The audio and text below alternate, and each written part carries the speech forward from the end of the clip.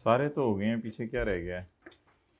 45 भी हो गया, 44 भी हो गया, 43 भी हो गया, 42 भी हो गया, 1 भी हो गया है, ये हो गया। हद होती है वैसे। क्या चाहते क्या हैं आप? अब क्या क्वेश्चन 33 31 निकाल लें? चले, मैं 5 मिनट दे रहा हूँ, इसको पढ़ लें। हाथ पकड़ लें उसका, भी रोक लें, वो अभी जा रहा है वो। बस एक हाथ से उसका हाथ पकड़ के रखें और बाकी दूसरे हाथ से काम करें जल्दी से। प्रॉफिट बिफोर टैक्स कितना है? 5927।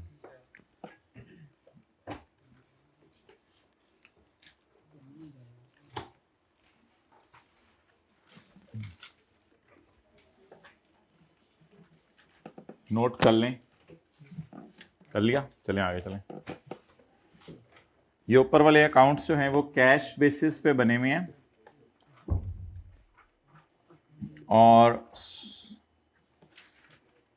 स्टॉक को वैल्यू किया गया है। भाई समीउल्लाह को बुलाओ। ऊपर वाले अकाउंट्स कैश बेसिस पे बने हैं और स्टॉक को वैल्यू किया गया है ऑन प्राइम कॉस्ट मेथड। अच्छा, कैश अकाउंटिंग में प्राइम एब्जॉर्प्शन दोनों की इजाजत है, कोई मसला नहीं। However Shahid wants to change the method of accounting from cash to accrual, लेकिन वो कैश से एक्रूअल की तरफ आना चाहता है। अच्छा, however Shahid wants to change the method of accounting from cash basis to accrual basis. अब वो कैश से एक्रूअल की तरफ जाना चाहता है। अच्छा, ये एडजस्टमेंट जब मैंने आपको लास्ट टाइम कराई थी तो मैंने बताया था कि इस साल वांट्स टू चेंज, इस साल वो जाना चाहता है।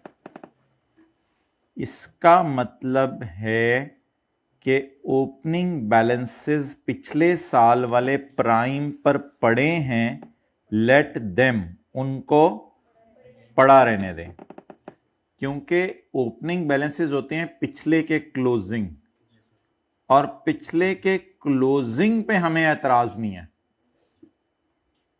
तो पिछले के क्लोजिंग पे हमें एतराज नहीं है क्योंकि पिछले साल कैश अकाउंटिंग यूज हो रही थी और प्राइम मेथड यूज हो रहा था, और पिछले साल का क्लोजिंग इस साल का ओपनिंग बना है। और एक जगह हमने लिखा हुआ देखा भी था कि अगर जो ओपनिंग स्टॉक होता है इस साल का वो पिछले साल का क्लोजिंग होता है, जो ओपनिंग होता है इस साल का वो पिछले साल का क्लोजिंग होता है। देखें किधर लिखा था, यही यही यही यही यही यही यही यही यही यही यही यही the opening value of stock shall be the closing value of previous year. That's why opening पे एतराज नहीं, क्योंकि ओपनिंग पिछले का क्लोजिंग होता है। लेकिन क्लोजिंग में मसला है, कैश अकाउंटिंग में प्राइम और एब्जॉर्प्शन दोनों की इजाजत थी, लेकिन एक्रूअल अकाउंटिंग में एब्जॉर्प्शन की इजाजत है और हमने चेंज का सोच लिया है और ऊपर वाले अकाउंट्स कैश पे बने हुए हैं, तो इनको एब्जॉर्प्शन पे लाना पड़ेगा। तो डिफरेंस 400, क्लोजिंग स्टॉक को 400 से बढ़ा दो। स्टॉक बढ़ने से प्रॉफिट बढ़ जाता है, ये आपको बताया था, स्टॉक बढ़ने से प्रॉफिट बढ़ जाता है।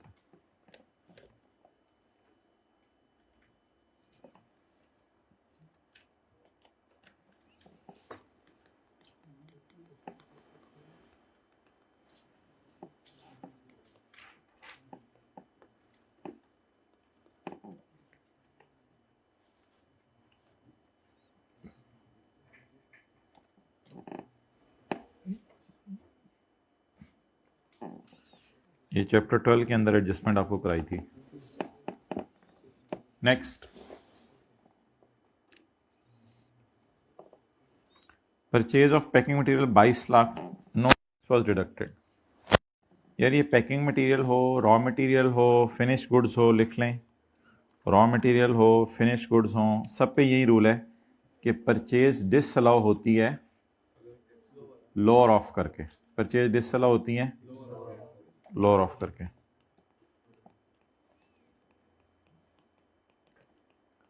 Purchase disallowed, lower of actual purchase on which tax is not deducted. What is the purchase on which tax not deducted? और 20% ऑफ टोटल परचेज। अब टोटल परचेज तो और कहीं दी नहीं हुई, इसी को टोटल परचेज लेंगे।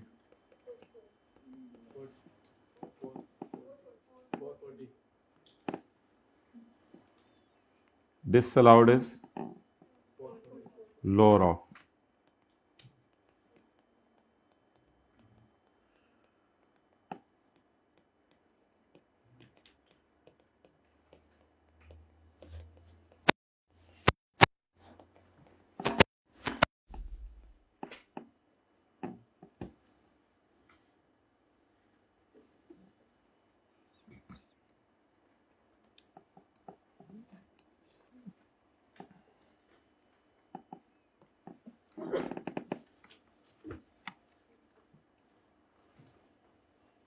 ओके,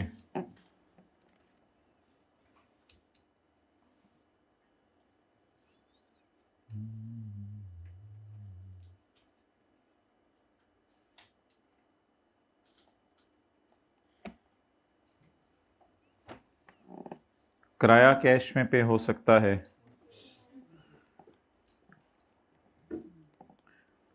सेक्शन 21 का एल कहता है किराया कैश में पे हो सकता है। दोबारा लेस ना करें, एक दफा लेस हो चुका है।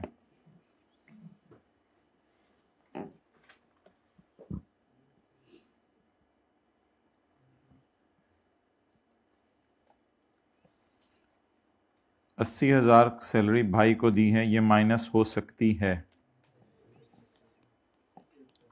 इसको लेस ना करें, पहले ही लेस हो चुकी है।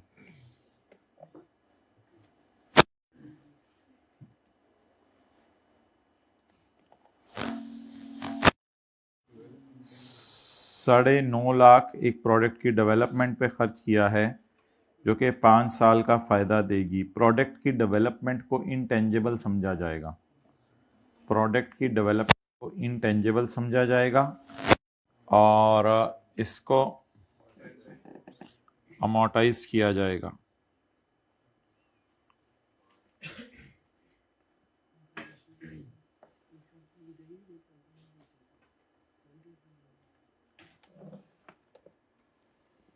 इंटेंजिबल आप एक्वायर नहीं कर रहे, खुद क्रिएट कर रहे हैं। क्रिएट का मतलब होता है डेवलप करना। ओके, और सवाल में एक और लाइन भी इधर लिखी हुई थी कि हर वो खर्चा जो 1 साल से ज़्यादा का फ़ायदा दे उसको आपने इंटेंजिबल बना लेना है। इसको आप इंटेंजिबल बना लें। ऐड कर दें कितना, 950, और लेस कर दें 190। नंबर ऑफ डेज बेस पे अमोर्टाइज करते अगर जो है डेट ऑफ परचेज भी दी होती।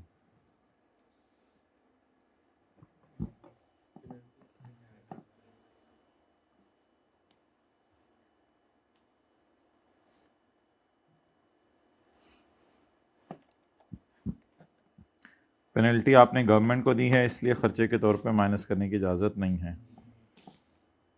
कितनी, 465।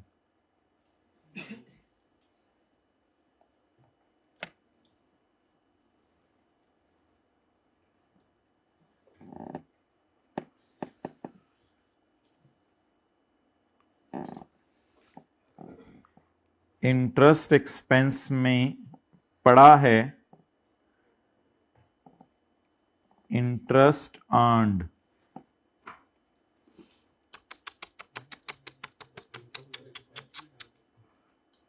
चलिए कोई मसला नहीं। अगर आपने अर्न्ड को खर्चों में डाल दिया है, फाइनेंशियल चार्जेस तो ऊपर देख लेना माइनस हुए में है, तो असल में इसमें इंटरेस्ट एक्सपेंस होगा काफ़ी ज़्यादा, और इसमें से हमने इंटरेस्ट इनकम माइनस कर दी होगी। लेकिन एक बात याद रखिएगा, ये फिगर्स लेस होनी है। जब लेस लेस के साथ मिलेगा तो यहां तक पहुंचते हुए ये ऐड ही हो चुका है, ये बात है। आप ये देख लेना साइन क्या है, ये लेस है, ये लेस है, ये लेस है, और ये यहां तक पहुंचते हुए ये ऐड हो चुका है, यहां तक पहुंचते हुए ये। खर्चों में इंटरेस्ट इनकम पड़ी है, याद रखिएगा प्लस साइन के साथ नहीं पड़ी हो सकती। ज्यादा अच्छा लफ्ज था, एक दफा इसने यूज किया था, उसमें उसने लिखा था financial charges are net of profit on, वो ज्यादा अच्छा लफ्ज था चैप्टर 12 में जो था।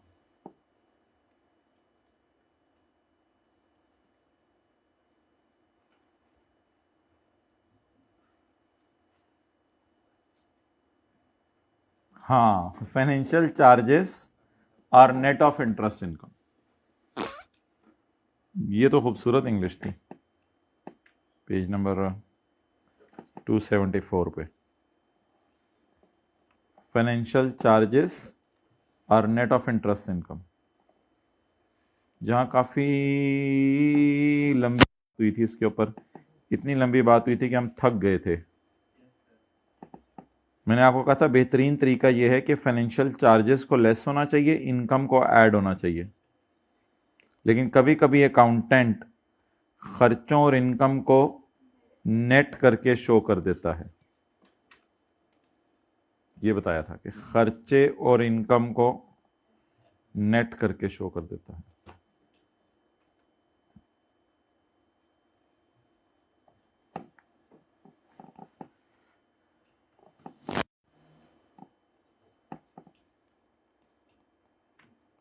तो पेज 274 पर पॉइंट 4 मच बेटर, इससे ज़्यादा अच्छी इंग्लिश थी, लेकिन ये तो बड़ी अजीब सी इंग्लिश है। पॉइंट 4 में फाइनेंशियल चार्जेस में इंटरेस्ट पड़ा है, ये इंक्लूड नहीं है, बेसिकली ये नेट है।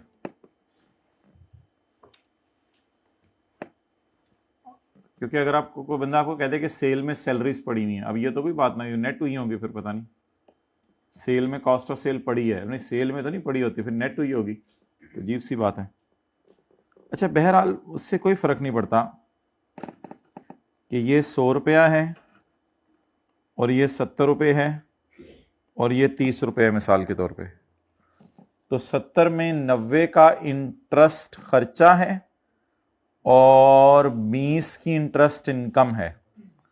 तो अब ऑब्वियसली ये माइनस माइनस करके ये प्लस ही भी है, 100 जमा 90 190, 100 माइनस 90 10, 10 जमा 20, ये जमा ही हुआ होगा ना। दोबारा देखिए मैंने क्या कहा है, 100 माइनस 90, असल में किसी ने आपको कहा कि ये मेरे सेल है और ये मेरा इंटरेस्ट एक्सपेंस है और ये प्रॉफिट है। आपने कहा अच्छा ठीक है, आपका इंटरेस्ट एक्सपेंस 90 होगा। उसने कहा नहीं नहीं नहीं नहीं नहीं, financial charges include interest income, ये खर्चा था, इसमें इनकम नेट हुई भी है। तो इसका मतलब है फिर असल में 100 माइनस 90 10 रुपए प्लस 20, क्योंकि ये वाला माइनस और ये वाला माइनस मिलकर प्लस हो जाएगा। छोड़े यार, इन चक्करों में जाने की जरूरत नहीं है। मैं चीज को आसान करना चाह रहा हूं कि कहीं भी इंटरेस्ट अर्न्ड पड़ा हुआ है तो अर्न्ड का मतलब है प्रॉफिट में ऐड है, और ये बताना चाह रहा हूं, इतनी लंबी बहस करने की जरूरत नहीं थी। इनकम में पड़ा होना चाहिए था, वैसे ये खर्चों में नेट हुआ है, गलत इंग्लिश है ये। बहरहाल ये मैं आपको बता रहा हूं 2020 वालों के साथ क्या हुआ था। नहीं नहीं, आपके साथ तो कुछ और होना है, वो अगले वालों को बताया जाएगा, उसका कोई हल नहीं है इन चीज़ों का। Earned on fixed deposit maintain with bank. अच्छा ये अर्नड है, याद रखिएगा। अर्नड का मतलब ये होता है कि इस तक पहुंचते हुए खर्चे और ज़कात वगैरह टैक्सेस वगैरह माइनस नहीं हो। ये रिसीव्ड नहीं लिखा हुआ, ये क्या लिखा हुआ है? इसका मतलब है ये नेट ऑफ टैक्स और ज़कात नहीं है। The bank withheld tax and zakat इतने, बट ये ना समझिएगा ये 450 नेट है। वो बता रहे बैंक ने ज़कात भी काटी है, टैक्स भी काटा है, लेकिन ये मत समझ लीजिएगा कि ये रिसीव्ड है। इसके साथ क्या लिखा हुआ है? अगर इसके साथ रिसीव्ड लिखा होता तो फिर इन दोनों फिगर्स को मैं जमा करके इसकी सही फिगर निकालता, और अगर इसके साथ ये लिखा होता नेट अर्नड तो फिर भी मैं ऐसा करता। अब यार इसको तो छोड़ें, फाइनेंशियल चार्जेस में पड़ा हुआ है, बस इनकम टाइप चीज है, फिलहाल इसको निकाल दें। लेस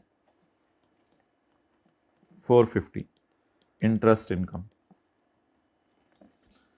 बाकी इसका टैक्स और ज़कात वगैरह इसको भी देख लेते हैं, और इसको रिक्लासिफाई भी करेंगे वक्त आने पर। चलें करने साथ ही कर जाएं रिक्लासिफाई इसको।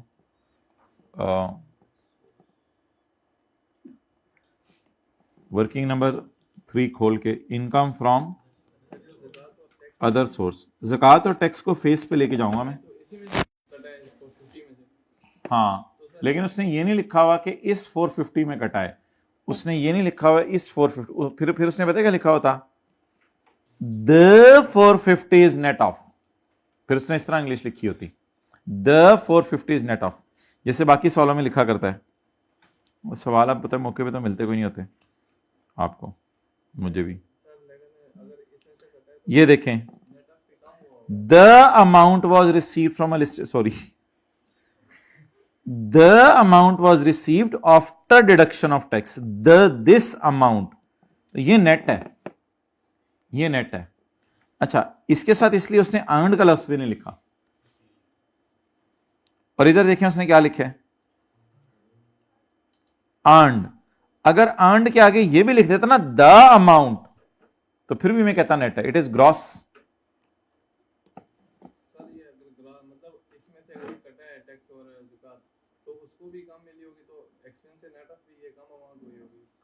नहीं नहीं नहीं, उसने फिर उसने डाला अर्नड है, मैं क्या करूं मैं क्या करूं? फाइनेंशियल इंक्लूड इंटरेस्ट अर्नड, उसने पूरा डाल दिया, मैं क्या करूं? उसने अर्नड वाला कर दिया। अच्छा एक डायग्राम है, उसकी आपने तस्वीर खींचनी है।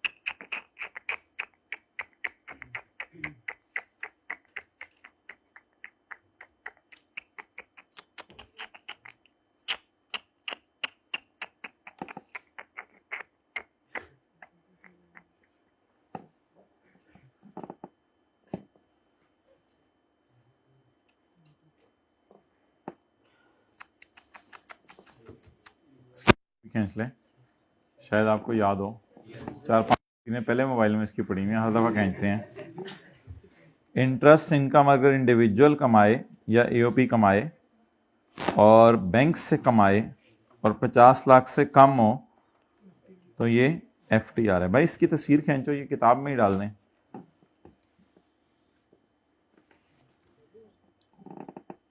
ओके, इस वजह से ये फाइनल टैक्स रिजीम है।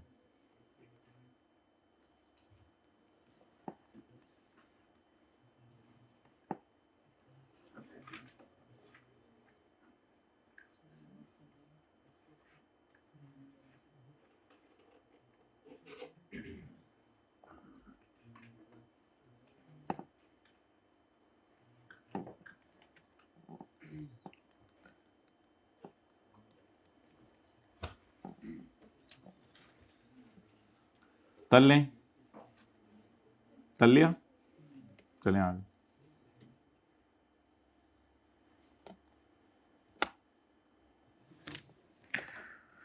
तो इधर उधर की ना बात करो।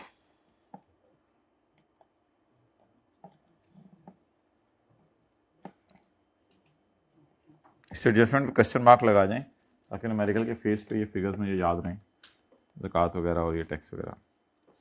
Capital gains 45,000 received net of tax of 6750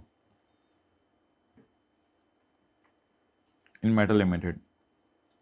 ML is listed on Pakistan Stock Exchange. यकम जनवरी शाहिद परचेज इस शेयर्स पर 2 lakh at initial public offering. जहाँ पे भी ख़रीदे इसने उससे कोई फ़र्क नहीं पड़ता, बस ख़रीद लिए इसने 2 लाख रुपए के शेयर्स।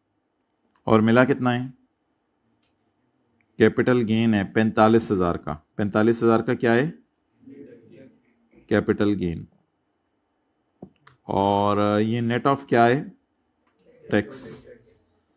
तो इसका मतलब है गेन फिर ये तो नहीं है, गेन तो कुछ और है। लेकिन कॉस्ट को मैं इग्नोर करूंगा क्योंकि उसने मुझे गेन निकाल के दे दिया।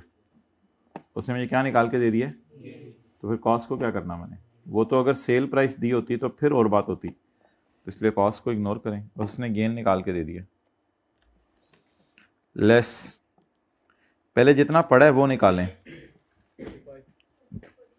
45 नहीं, आगे मैंने कहा कॉमा फुल स्टॉप के आगे नहीं पड़ा करना, बस जो पड़े पहले वो निकाल दें। 45 निकाल दें। Income from capital gain separate block.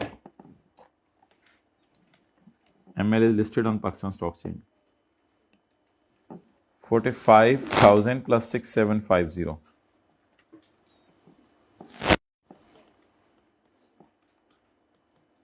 जी जवाब। ये असल में गेन है। याद रखिएगा, अगर कोई भी आपको गेन आए उसमें से टैक्स कट गया तो गेन तो उतना नहीं था ना, गेन तो फिर ज्यादा था। एक मिसाल दूं, सर आसिफ को सैलरी मिली है 90,000, 10,000 टैक्स कट के, तो न्यूमेरिकल के फेस पे तो 1 लाख को 12 से ज़रब देंगे ना।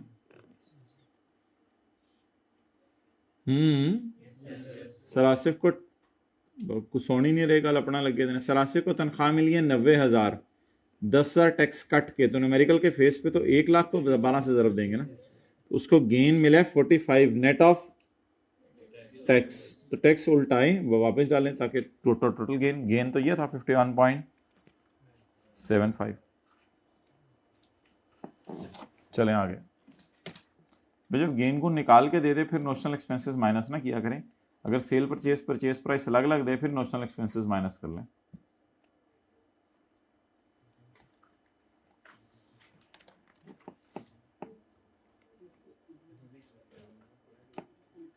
ओके, इस पे भी क्वेश्चन मार्क लगा लें। इसका टैक्स जो कटा हुआ है वो एंड पे माइनस करना है। इतना टैक्स तो हुकूमत के खजाने में पहले ही जा चुके हैं ना।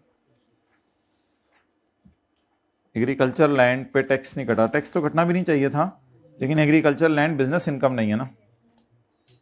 यहां से निकालें 980 लेस एग्रीकल्चर इनकम, और इसको डायरेक्ट फेस पे डाल दें। इसकी वर्किंग क्या करनी?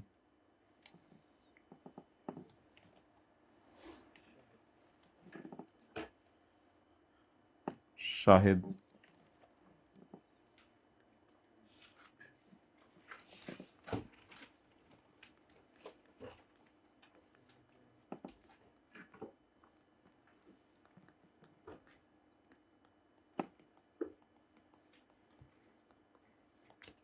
टैक्स 2000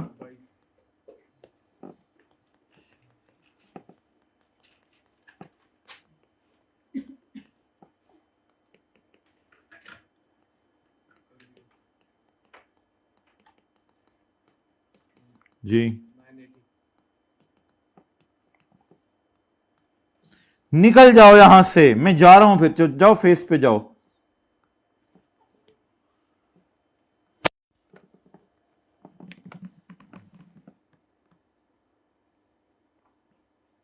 समीरा चाय लाना 1 कप। जी ओके।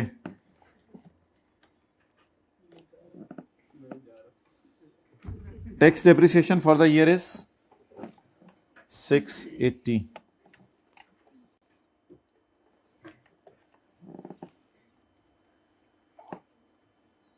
जीप जीप सवाल बना रहे हैं आई कैप, अकाउंटिंग डेप्रिसिएशन उल्टा ही नहीं अभी तक, टैक्स डेप्रिसिएशन माइनस करा रहे हैं। कर दें फिर क्या करें जी, it's not a right approach. Accounting depreciation पहले से उल्टवानी चाहिए थी।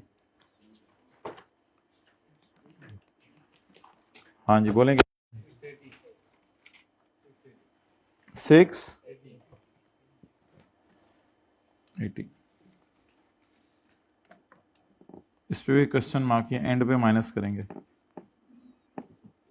जो भी टैक्स आपका कट चुका है उसको एंड पे माइनस करेंगे। The unabsorbed tax depreciation brought forward from पिछला साल। पिछले साल की डेप्रिसिएशन कितनी है जो माइनस नहीं हो सकी थी? अनएब्जॉर्ब का मतलब अन माइनस। पिछले साल की डेप्रिसिएशन कितनी माइनस नहीं हो सकी थी? 568। इसको भी क्या कर लें, माइनस कर लें। अब कर लें, ये तो सेक्शन है 58 लॉसेस के चैप्टर में, तो पढ़ लेंगे कभी चैप्टर नंबर। इसलिए मैंने आपको आज तक ये सवाल नहीं दिया था क्योंकि इसमें ये एडजस्टमेंट लॉसेस के चैप्टर की थी। तो लॉसेस के चैप्टर में हम पढ़ेंगे जो डेप्रिसिएशन अपने साल में माइनस नहीं हो सकी थी वो भी आके माइनस कर लें। जैसे सेल्स टैक्स में आजकल पढ़े हैं, जो इनपुट पिछले महीने माइनस नहीं हो सका था वो इस साल आके माइनस कर लें, तो ये डेड नहीं होगी, इसको माइनस करेंगे। ब्रॉट फॉरवर्ड डेप्रिसिएशन पुरानी 560,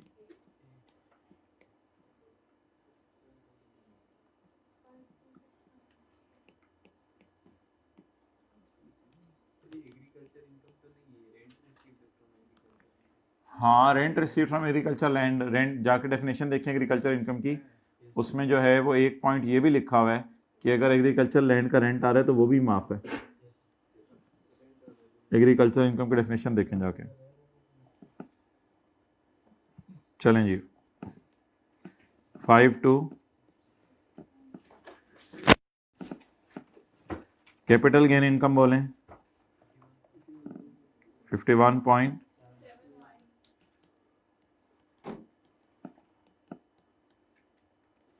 सेपरेट ब्लॉक।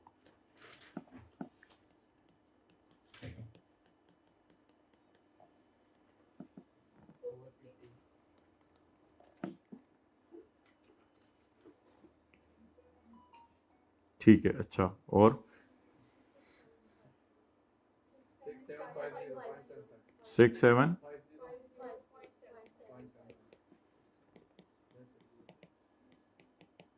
निकलो तुम भी इधर से, तुम भी निकलो इधर से, तुम भी निकलो इधर से, सब निकल जाओ इधर से। सिर्फ आ जाके खोती बोर्ड तो 5 to 6 नहीं बचना इधर।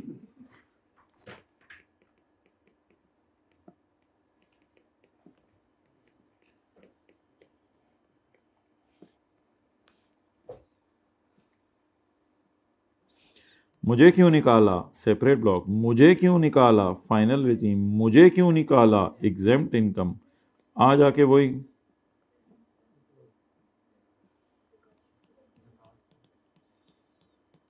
यार की शादीशुदी कराएं बच्चों को, ये पढ़ाए फिर। लेकिन फिर भी 15 लाख से तो बहुत ज्यादा है ना, 52 लाख है। बच्चों का डिडक्टिबल अलाउंस तो फिर भी माइनस नहीं होना था। ज़कात 93.75। समीउल्लाह यार खुदा के लिए मैं आपको किसी तरह समझाना चाह रहा हूँ कि ऐसे अल्फाज ना बोला करे ज़िंदगी में, वरना ये आदत पड़ जाती है, फिर ये ज़िंदगी भर रहती है और आपके दायमे वाले आपसे डिस्टर्ब होते हैं। जुल्म मर्जी है, ये है वो है, तो you will be giving tough time to your siblings, your wife, your kids obviously. तो प्लीज़ इस तरह की चीज़ें ज़िंदगी से निकालें आहिस्ता आहिस्ता, otherwise they will be having a tough time. देखा, स्टिल नो फर्क जी। टैक्सेबल इनकम इकट्ठे बोले, कोई एक बोले।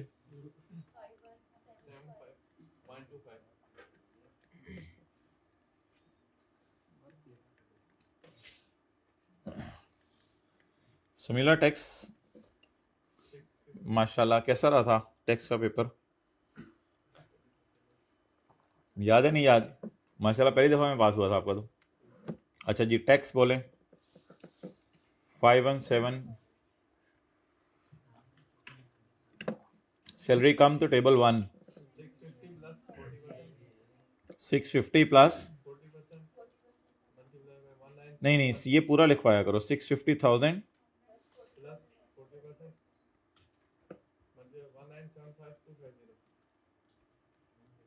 यार तू ही आ जाए कैलकुलेशन वास्ते फिर मेरे नाल।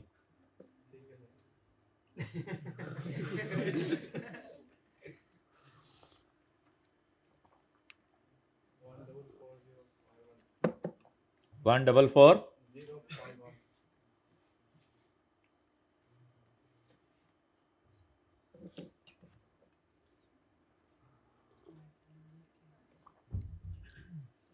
माइनस करें फॉरेन टैक्स क्रेडिट, नहीं है। चलें फिर माइनस करें चैरिटी वाला, वो भी नहीं है। फिर ऐड कर दें टैक्स ऑन सेपरेट ब्लॉक और tax on dividend, tax on final tax regime, interest income, separate block, securities 51.75,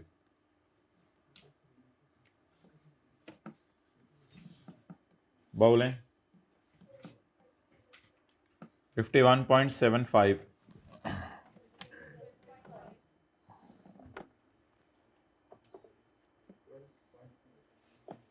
chapter बोला करें ना।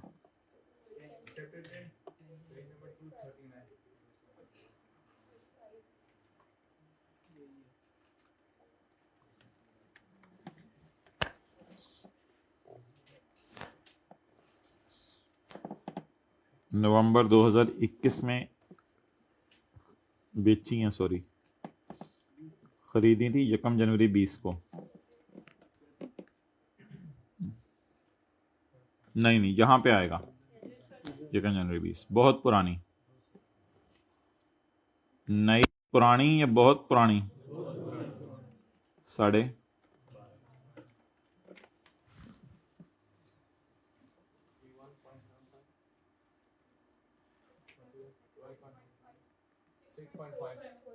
6 पॉइंट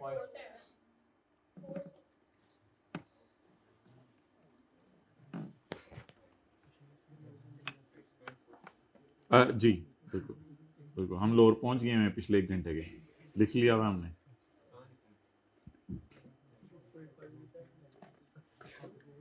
ये 6.47 लिखा हुआ है।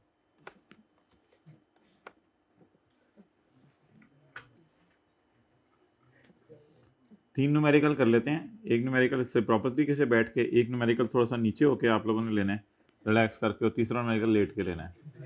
तो ये 3 न्यूमेरिकल कर लेते हैं आज। अच्छा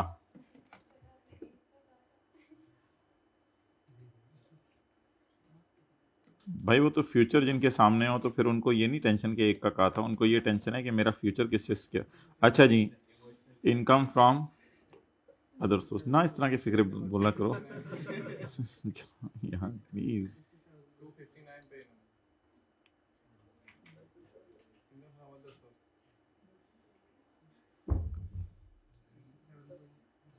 पंद्रह % टैक्स, पेज नंबर 259, 15% टैक्स है इंटरेस्ट इनकम पे।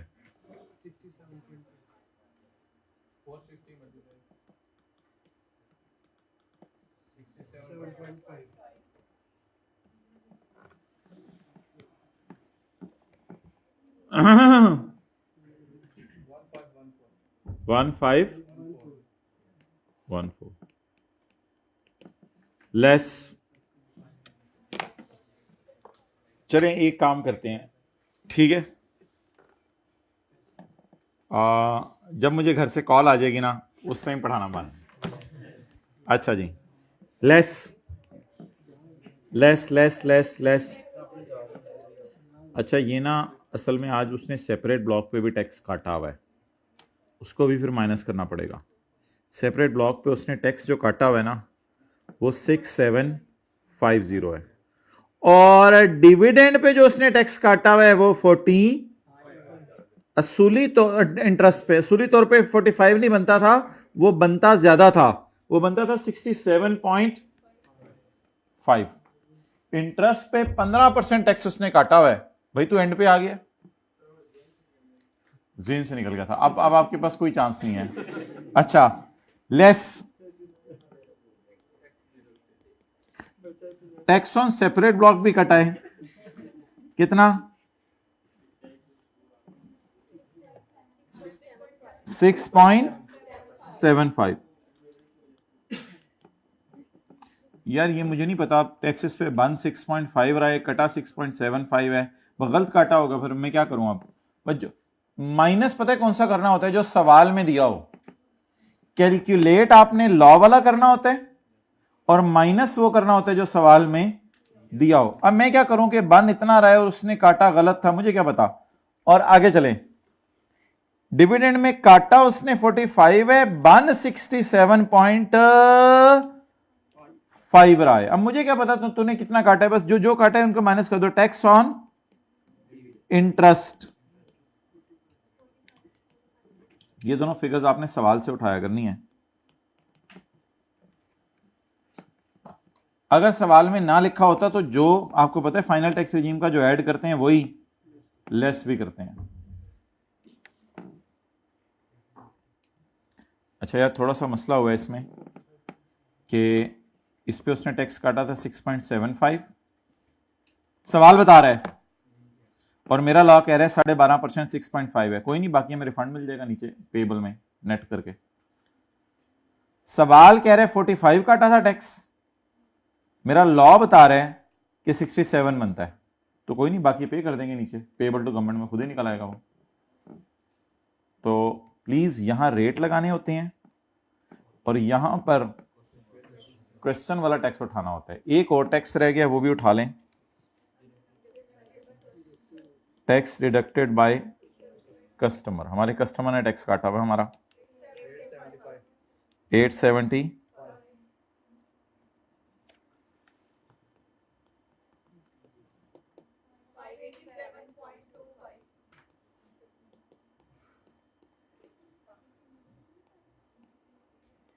पेबल टू हुकूमत।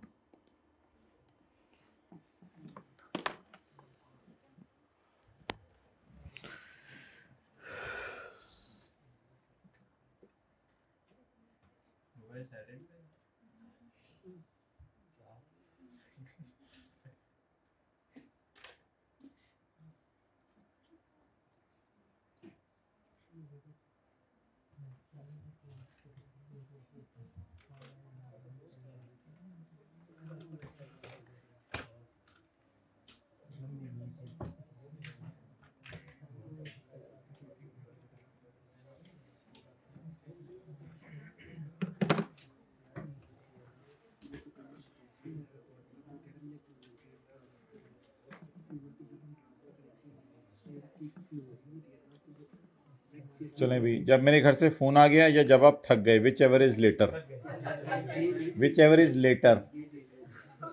आप थक गए, घर से फोन नहीं आया, whichever is later, whichever is later, whichever is late, whichever is later, whichever is earlier नहीं मैंने बोला। अच्छा जी, सास वाला अगर कह रहे हैं ना जाना है तो उसे तुम्हारा तो आने को भी दिल नहीं चाहता, जाओ जाओ तुम, ऐसी सरदर्दी डाली हुई है, मैंने पढ़ना है और तुम जो है अपनी कड़िच फ्राई करके बैठे हो। ये कतील वाला सवाल ना असल में उसी के अंदर डाल के कर लिया हुआ था जो हमने नॉर्मल सवाल किए थे बिजनेस वाले, तो वहीं पे ये सवाल हमने कर लिया हुआ है। और ये मुश्ताक वाला सवाल भी हमने कर लिया हुआ है किसी और जगह के ऊपर। अच्छा, page number 420, 420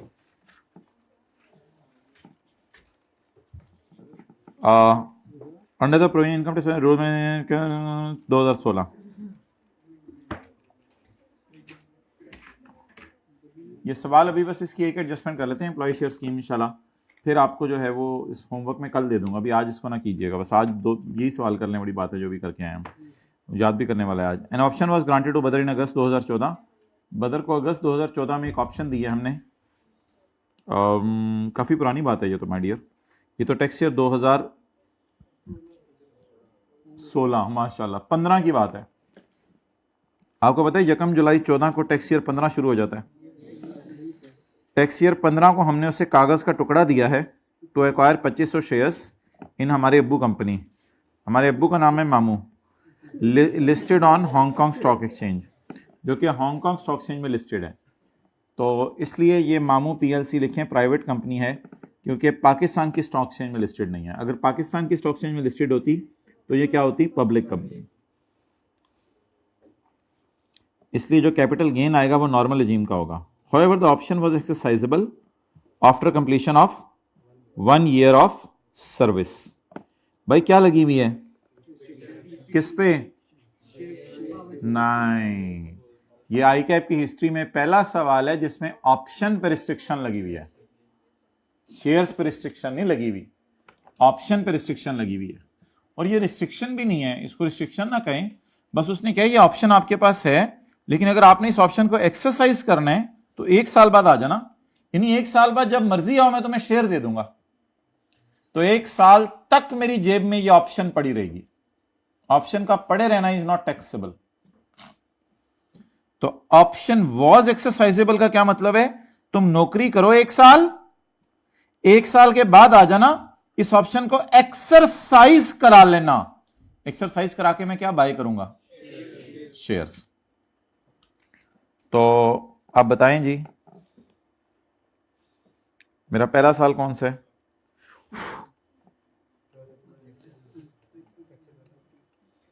tax year 2015, working may be working number 1 2 3 जो मर्जी, टैक्स ईयर 2015, ऑप्शन ग्रांटेड, कुछ भी ना करें, आगे चलें। Badar paid 2 lakh to acquire the option, ठीक है, बदर ने 2 लाख रुपए दिए ऑप्शन खरीदने के लिए, ये कॉस्ट ऑफ ऑप्शन हो गई। When the fair market value of option, section 14 का 1 कहता है कि इसको इग्नोर करें,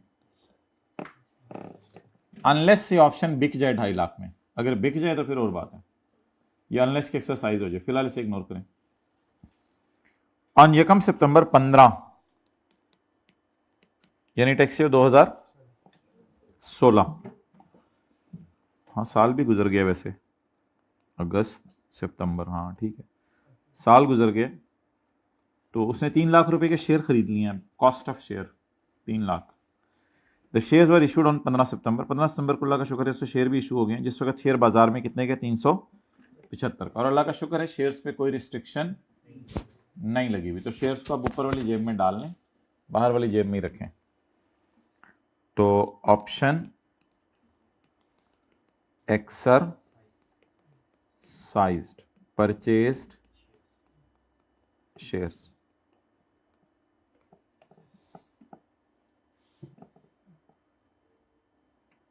acquire the shares, shares acquire हो गए हैं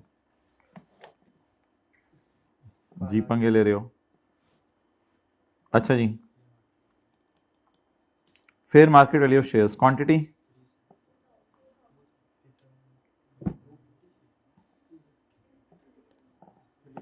ਮੈਨੂੰ ਲੱਭ ਲੈਣ ਜਾਓ ਤੁਸੀਂ, ਛੱਡੋ ਤੁਸੀਂ 2500,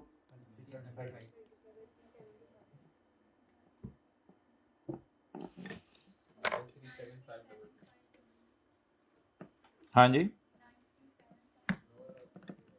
937500 less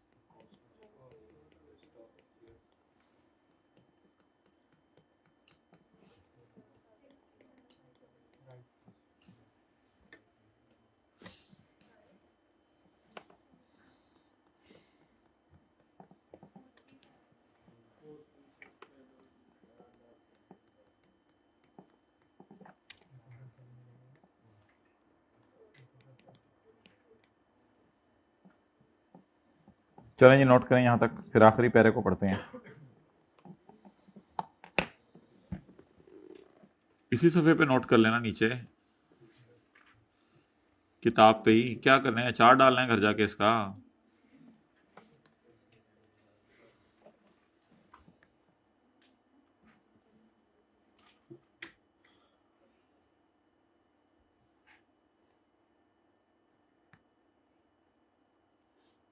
please call me. Okay,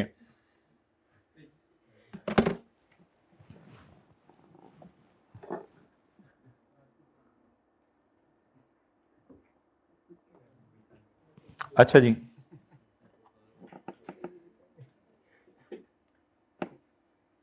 अच्छा इसको हमारे न्यूमेरिकल के फेस पे डालेंगे क्योंकि हमारा साल 16 ही चल रहा है। इस फिगर को इनका हम सैलरी में ले जाएंगे।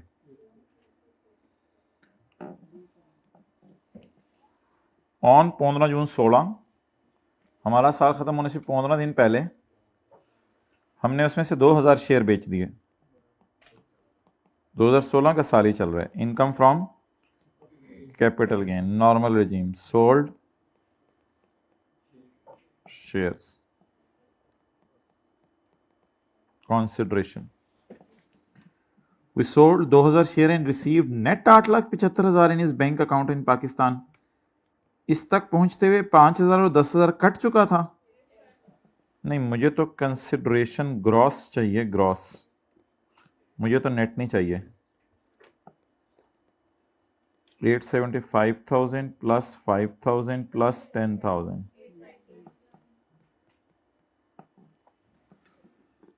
890,000।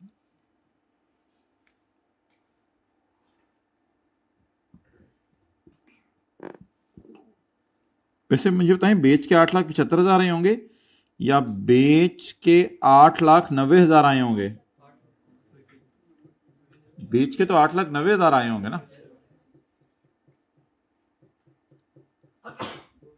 चलो बोलो यार, हम कर लो। दिल में नहीं पढ़ना होता ना मैं डियर, दिल में पढ़ना होता तो। अच्छा अच्छा, चलें आगे। Less cost आबासा,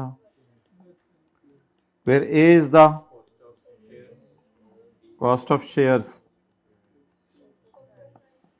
B is the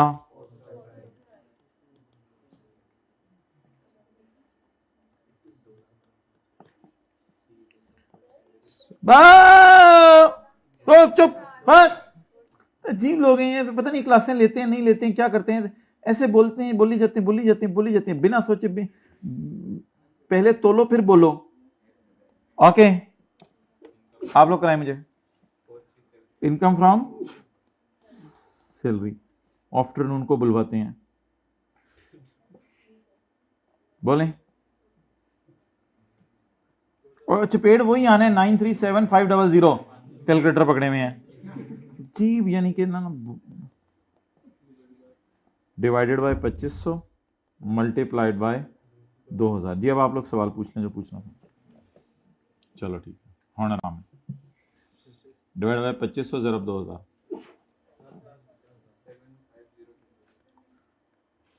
750।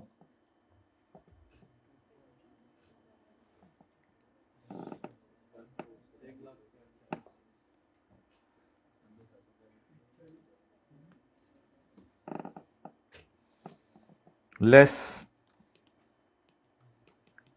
Bank charges and commission, 5,000 जमा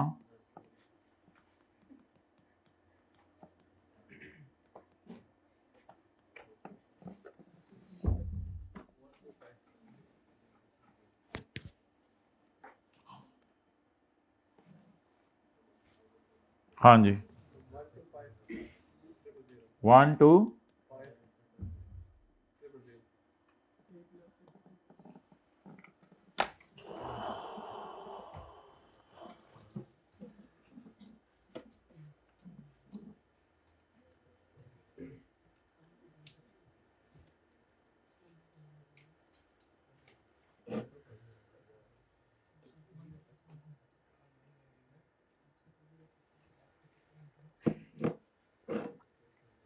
Why are you shutting down the book?